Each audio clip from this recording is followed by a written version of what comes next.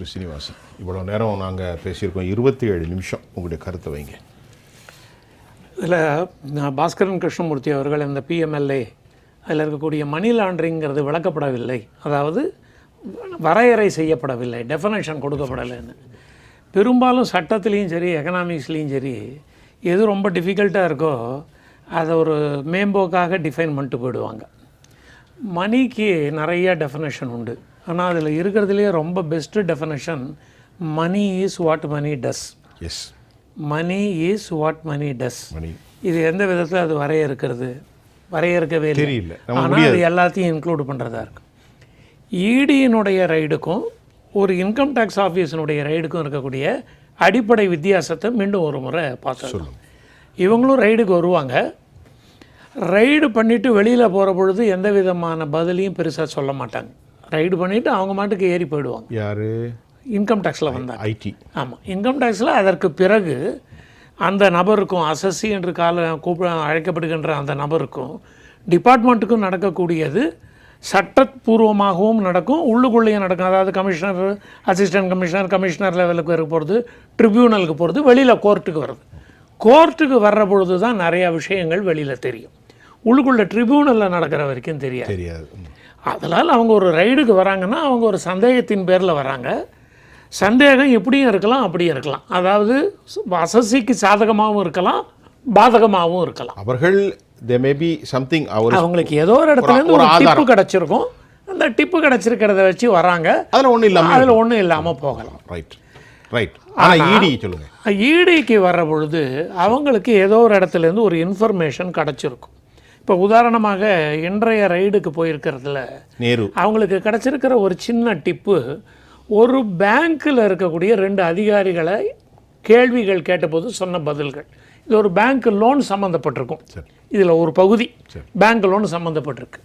ஐயா அவர்கள் குறிப்பிட்டது போன்று இந்த 2005 அந்த பர்மிஷன் வாங்கிறது அதெல்லாத்துக்கும் உண்டான பிரச்சனையெல்லாம் குறைஞ்சிருக்கே ஒழிய மற்ற இடங்களில், அதாவது வாங்குவது விற்பது என்பதில் இந்தியாவிலேயே இந்த அசட் டிரான்ஸ்ஃபரில் இருக்கிறதுல தான் பிளாக் மணி நிறையா வருது. அதாவது சொத்துக்கள் பரிமாற்றத்தின் தான் அந்த அதில் தான் நிறையா பிளாக் மணி வருது.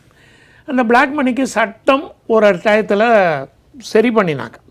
அதாவது அம்மையார் இருந்த பொழுது ஒரு டயத்தில் சரி பண்ணாங்க. அதாவது தந்தைக்கும் மகனுக்குமே ஒரு பரிவர்த்தனை இருக்குதுன்னு வச்சுக்கோங்க, அதுக்கும் பொதுவாக இருந்த ரேட்டு தான் இருந்தது. அந்த பொதுவாக இருந்த ரேட்டு மாத்திரம் இல்லை, அதனுடைய வேல்யூவேஷன், அதாவது 4% போட்டால் கூட வேல்யூவேஷனை பெருசாக குறைக்க முடியாமல் இருந்தது. அதன் பிறகு அம்மையார் அவர்கள் அதில் ஒரு சின்ன சட்ட திருத்தம் கொண்டு வந்தாங்க. கொண்டு வந்தது மூலமாக அந்த இடத்துல பிரச்சனைகள் தீர்ந்தது.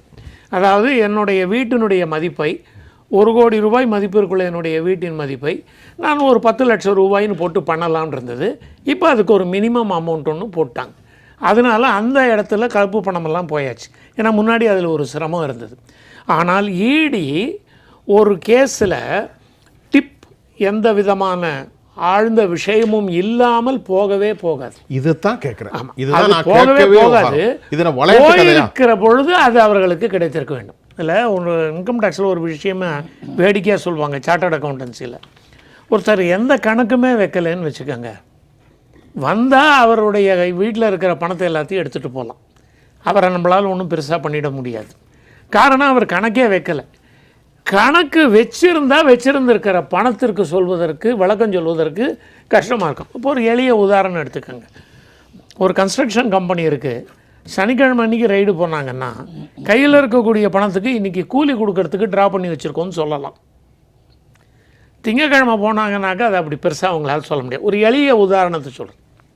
ஆதலால் இந்த ரைடுக்கெல்லாம் வலுவான ஒரு சமிக்ஞை அல்லது ஒரு சந்தேகம் இருக்கணும். இதில் இன்னும் ஒன்றும் உண்டு, இது சரி இல்லாமல் இருந்தால் இதை எடுத்தார் பாருங்கள் ஆஃபீஸர், அவர் பேரில் நிர்வாக ரீதியான நடவடிக்கை மிக வலுவான ஒன்றாகவும் கடுமையான ஒன்றாகவும் இருக்கும். ஒருத்தர் தப்பாக ரைடுக்கு வந்துட்டாருன்னா அவர் மீது நிர்வாக ரீதியான நடவடிக்கை கொஞ்சம் பலமாக இருக்கும். அப்படி என்றால் திரு சீனிவாசன், ஆமாம், ஏதாவது ஒரு இடத்தில் வலுவான ஒரு ஆதாரம் இல்லாமல் அவர்கள் வருவதற்குண்டான வாய்ப்புகள் அரை சதவீதம் FIR இருந்து பிரெடிகேட் அஃபென்ஸ் என்று 86 லிஸ்ட்ல இருக்கு. அந்த அஃபென்ஸ் கீழ் வந்தால் தான் வர முடியும். வர முடியும். பிரெடிகேட் அஃபென்ஸ் அதாவது பிரெடிகேட்னா அவங்க வந்து அனுமானம் பண்றாங்க, அனுமானம் பண்ணிட்டு வராங்க. அந்த பிரெடிகேட் அஃபென்ஸே பெரும்பாலும் ஒரு ஆதாரத்தோட இருக்கும். பிரெடிகேட் அஃபென்ஸ்னா செவிவழி செய்தி அல்லவே இல்ல, அது அதுல செவிவழி ஏதோ ஒரு அதாவது இருக்கணும். மரத்துக்கிட்ட மாநில இருந்து அரசு பேசுனாங்க, நேரு வீட்டுல எத்தனை கோடி வச்சிருக்கு, டீ கடையில இருந்து பேசுனாங்க, ஒரு செவிவழி செல்வ டவுட் FIR இருக்கணும். FIR இருக்கணும். அதனாலதான் இப்ப இந்த 2 பேங்க் ஆபீசர் இதெல்லாம் பெரும்பாலும் என்ன ஆகும்னா, அமைப்பு சார்ந்து இருக்கக்கூடியவர்கள் அந்த நிறுவனத்துக்குள்ளே இருக்கிறவங்கள்லாம் அவங்கள்ட்டேருந்து சட்டுன்னு இன்ஃபர்மேஷன் வாங்க முடியாது. ஆனால் அவர்களுக்கு வெளிவட்டத்தில் இருக்கக்கூடிய வங்கி இதுவாரி இன்னொருத்தர் இருக்கார், அவங்களாம் இருக்காங்கன்னா குறுக்கு விசாரணையின் போது அவர்கள் சில விஷயங்களை சொல்ல வேண்டி வந்துடும். இப்போ ஒரு வங்கியில் அதிகாரியை நீங்கள் முன்னியமாக கேள்வி கேட்டிங்கன்னா அவர் உண்மையை சொல்லிவிடுவார். அவருக்கு வேறு எதுவும் தெரியாது. ஏன்னா அங்கே டாக்குமெண்ட் வேறு, அந்த டாக்குமெண்ட் பேரில் மற்றவர்களுக்கு கண்ட்ரோல் கிடையாது. ஆதலால் இது போன்றதில் இந்த பாஸ்கர் அவர்களுடைய கவலையை சொன்னார் இல்லையா, அதாவது இது வந்து பாஸ்கர் அவருடைய கவலை, அவருடைய கவலை இல்ல, மக்களுடைய சமூகத்தின் கவலை. இப்படியே தொடர்கிறதே ஒரு செயின் ஆக்டிவிட்டிஸா இருக்க, இதற்கான தீர்வு என்ன? அப்படித்தானே அது மக்கள் கேட்கறாங்க.